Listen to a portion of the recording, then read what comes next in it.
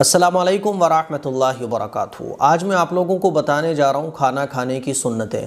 نبی پاک صلی اللہ علیہ وسلم کی سنتیں بتانے کا یہ سلسلہ شروع کیا گیا ہے تاکہ ہم اور آپ جو پورا دن اپنا گزارتے ہیں، کھاتے ہیں، پیتے ہیں، کہیں جاتے ہیں، کسی سے ملتے ہیں، یہ سارے کام ہم لوگ کرتے ہیں، لیکن اگر یہی کام نبی پاک صلی اللہ علیہ وسلم کی سنت کے مطابق ہو جائے تو ہماری دنیا بھی بن جائے اور آخرت بھی بن جائے۔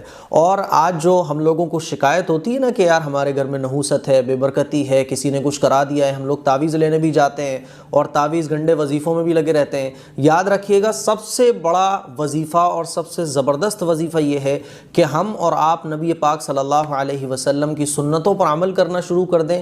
جس گھر میں سنت کا نور جل رہا ہوگا، جس گھر میں نبی پاک صلی اللہ علیہ وسلم کی سنتوں پر عمل کیا جاتا ہے، پھر اس گھر میں اللہ کی رحمت داخل ہوتی ہے، اس گھر میں اللہ کی طرف سے برکتیں داخل ہوتی ہیں۔ تو ساری پرابلم کا سولوشن ہے کہ ہم اور آپ نبی پاک صلی اللہ علیہ وسلم کے طریقے کے مطابق اپنی زندگی گزارنا شروع کر دیں۔ آئیے جانتے ہیں کھانے کی سنتیں کیا کیا ہیں۔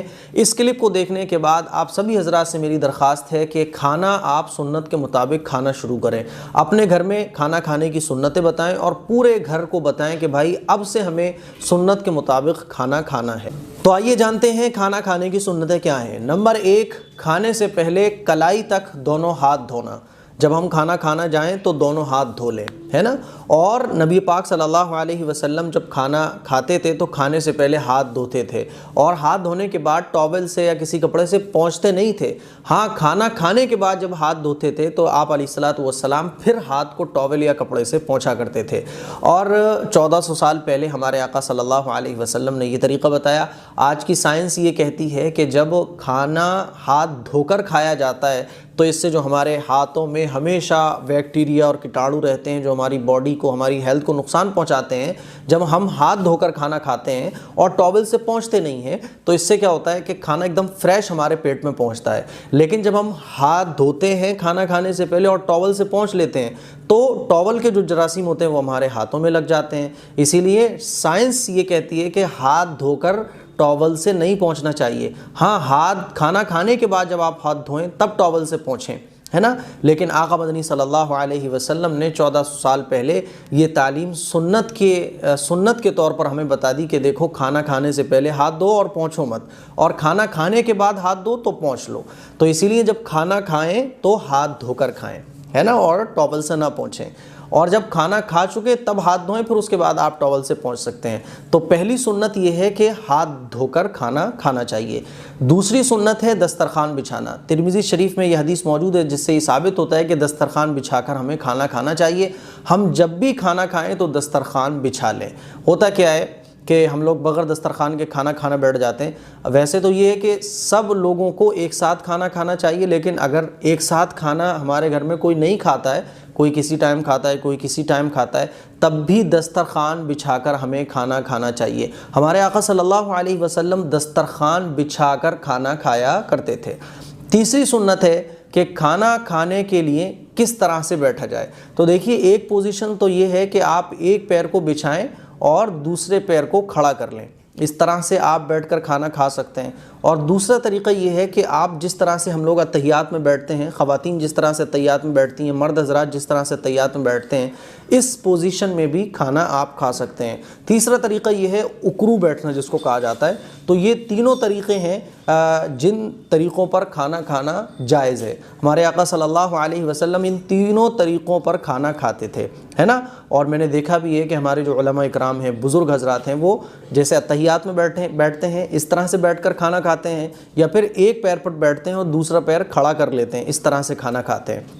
تو کھانا کھانے کے لیے اکرو بھی بیٹھا جا سکتا ہے نا، یا ایک پاؤں بچھا کر اس پر بیٹھ جانا اور دوسرا گھٹنا کھڑا رکھنا، یا دونوں زانوں کو زمین پر ٹیک کر جھک کر کھانا۔ یہ سنت طریقہ ہے کھانا کھانے کا، اور مرقات میں یہ طریقہ موجود ہے۔ بات سمجھ آ رہی ہے؟ اور دیکھیے، ان طریقوں پر کھانا کھانے کا ایک سب سے بڑا بینیفٹ جو ہے وہ یہ ہے کہ آپ جتنی آپ کے پیٹ کو ضرورت ہے اس سے زیادہ آپ نہیں کھا سکتے۔ یعنی ان طریقوں پر اگر آپ کھانا کھائیں گے تو آپ کا پیٹ نہیں بڑھے گا، آپ کا وزن اوور نہیں ہوگا، کیونکہ اس پوزیشن پر میڈیکل سائنس یہ کہتی ہے کہ اس پوزیشن پر جب کھانا کھایا جاتا ہے تو پیٹ اتنا ہی لیتا ہے جتنا اس کو ضرورت ہوتی ہے۔ اتنا بڑا فائدہ ہے سنت کے مطابق کھانا کھانے کا۔ नंबर 4, चौथी सुन्नत है कि खाने से पहले बिस्मिल्लाहिर्रहमानिर्रहीम पढ़ना। बुखारी और मुस्लिम शरीफ में यह हदीस मौजूद है, जिससे ये सबूत मिलता है कि खाना खाने से पहले हमें बिस्मिल्लाहिर्रहमानिर्रहीम पढ़ना चाहिए, या खाना खाने की जो दुआ है वो भी आप पढ़ सकते हैं। 5वीं सुन्नत ये है कि अगर शुरू में बिस्मिल्लाह भूल जाएं तो बाद में याद आने पर यूँ पढ़ें, बिस्मिल्लाहि अव्वलहु व आखिरहु। तिरमिज़ी शरीफ में ये हदीस मौजूद है। बाज़ दफ़ा हम लोग खाना खाने बैठ जाते हैं और हमारे माइंड से खाने की दुआ स्लिप हो जाती है, तो कोई बात नहीं है, बीच में याद आ जाए तो बीच में आप खाना खाने के बीच में ये दुआ पढ़ सकते हैं, बिस्मिल्लाहि अव्वलहु व आखिरहु। इस दुआ का तर्जुमा है, मैंने इस खाने के शुरू में और आखिर में अल्लाह का नाम लिया। 6ठी सुन्नत है दाएं हाथ से खाना।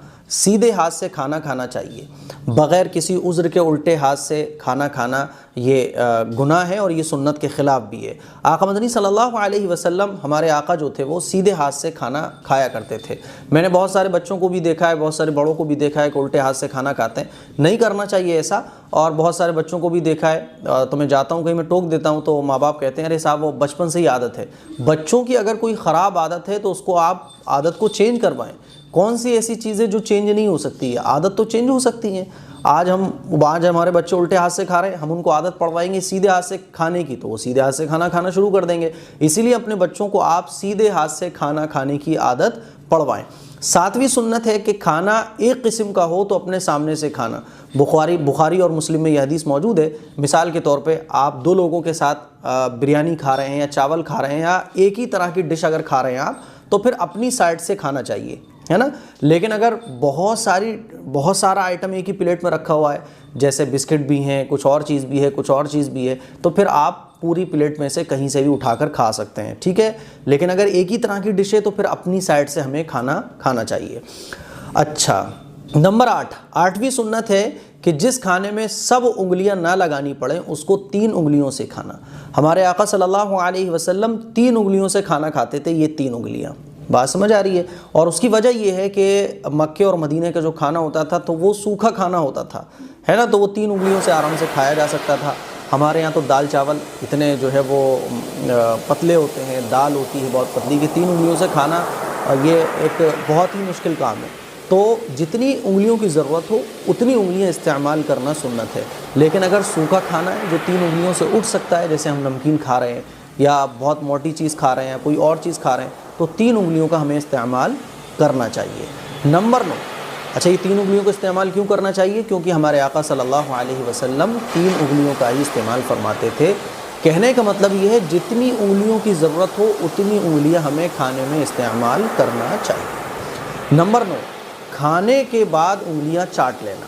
हमारे आका सल्लल्लाहु अलैहि वसल्लम खाने के बाद उंगलियां चाट लेते थे और मुस्लिम शरीफ में हदीस मौजूद है। और आजकल की मेडिकल साइंस ये कहती है कि खाना खाने के बाद जो उंगलियों को चाटा जाता है तो ये उंगलियों में ऐसे जो है वो फ़ायदेमंद चीज़ होती है, प्लाज्मा होता है ऐसा फ़ायदेमंद, जो पेट में जाने के बाद हाजमे को मजबूत करता है।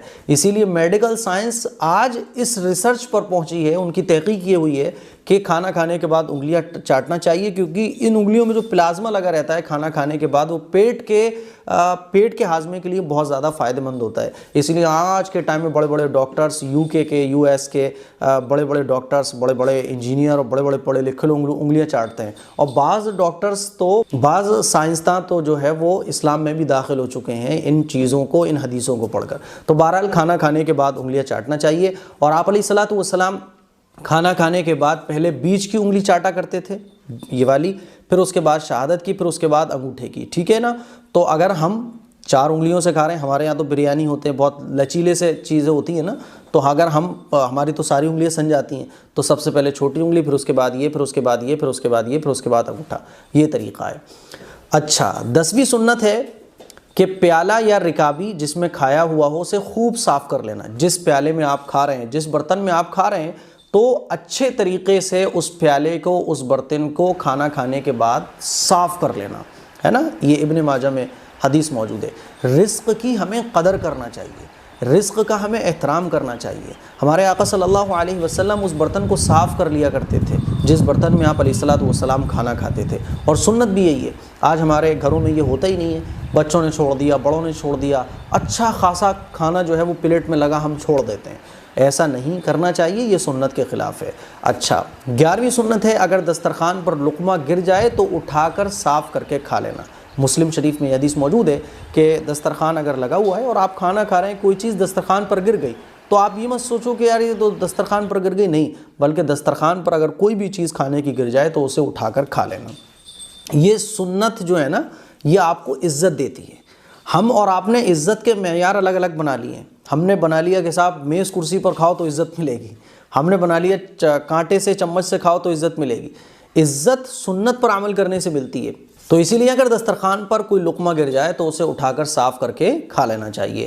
12ویں سنت یہ ہے کہ اگر سالن میں مکھی گر پڑے تو اسے غوطہ دے کر پھینک دینا چاہیے۔ بخاری شریف میں اور ابو داؤد شریف میں یہ حدیث موجود ہے، آپ علیہ الصلوۃ والسلام نے ارشاد فرمایا کہ اگر مکھی گر پڑے سالن میں تو اس کو غوطہ دے کر پھینکو۔ کیوں؟ حضور نے اس کی وجہ بیان فرمائی، کیونکہ اس کے ایک پر میں شفا ہے اور ایک پر میں بیماری ہے، اور جب وہ گرتی ہے تو بیماری والا جو پر ہے وہ ڈبوتی ہے سب سے پہلے، اسی لیے اس کو غوطہ دے کر، اس کو ڈبکی دے کر باہر نکالو، ہے نا۔ اس سے کیا ہوگا کہ جو اس کا شفا والا پر ہے جو نہیں ڈوبتا ہے، وہ بھی جب ڈوب جائے گا تو پھر بیماری جو ہے وہ شفا کے ذریعے ختم ہو جائے گی۔ اور میڈیکل سائنس نے اس پر جب ریسرچ کی تو انہوں نے بھی یہ کہا ہے کہ مکھی کے جو پر ہوتا ہے وہ جب وہ گرتی ہے تو وہ بیماری والا پر پہلے داخل کرتی ہے جس چیز میں بھی وہ گرتی ہے، اسی لیے حضور نے 1400 سال پہلے بیان فرمایا کہ مکھی کو غوطہ دے کر پھر باہر نکالو۔ بات سمجھ آ رہی ہے؟ دیکھیے آپ حضور کی سنتوں میں کتنا بڑا فائدہ ہے۔ تو مکھی اگر گر جائے تو یہ نہیں کہ صاحب مکھی گر گئی تو آپ نے بس یوں نکالا ہلکے سے، بلکہ اس کو پورا ڈبو کے غوطہ دے کے پھر باہر نکال کر پھینکیں، تاکہ اس کے جو شفا والا پر ہے وہ بھی ڈوب جائے، جس سے جو بیماری والا پر جو ڈوبا تھا اس کا اثر ختم ہو جائے۔ 13ویں سنت ہے کہ کھانے میں کوئی عیب نہ نکالنا۔ بخاری اور مسلم میں یہ حدیث موجود ہے کہ کھانے میں ہمیں کوئی عیب نہیں نکالنا چاہیے، اور حضور علیہ الصلوۃ والسلام کی عادت مبارکہ یہ تھی کہ کوئی کھانا اگر حضور کو پسند نہیں ہوتا تھا تو حضور اس کو تھوڑا بہت لے کر منع فرما دیا کرتے تھے، لیکن عیب نہیں نکالا کرتے تھے۔ اسی لیے آج کل جو ہمارے گھر میں عیب نکالا جاتا ہے، ارے بالکل بکواس چیز ہے، ارے بالکل بیکار بنا دیا، ارے کیا بنا دیا ہے، اس طرح سے نہیں کرنا چاہیے۔ آج کل ہم لوگ اپنی خواتین کو ڈانٹتے ہیں، اپنی بیوی کو ڈانٹتے ہیں، اپنی بہن کو ڈانٹتے ہیں۔ کھانے میں عیب نہیں نکالنا چاہیے۔ اگر آپ کو کوئی چیز کی کمی محسوس ہو رہی ہے تو آپ بتا دیں کہ بھئی تھوڑا سا اس میں نمک کم رہ گیا ہے نا، یہ بتائیں، لیکن ایسے نفرت کا اظہار ہمیں نہیں کرنا چاہیے، تو کھانے میں عیب نہیں نکالنا چاہیے۔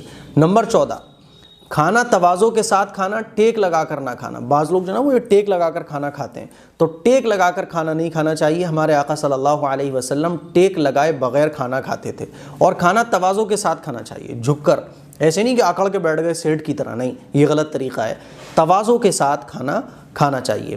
نمبر 15، کھانے کے بعد یہ دعا پڑھنا چاہیے۔ کون سی دعا؟ اسکرین پر آپ دیکھ سکتے ہیں، الحمدللہ الذی اطعمنا وسقانا وجعلنا من المسلمین۔ اس دعا کا ترجمہ ہے، سب تعریفیں اس اللہ کے لیے ہیں جس نے ہمیں کھلایا پلایا اور مسلمان بنایا۔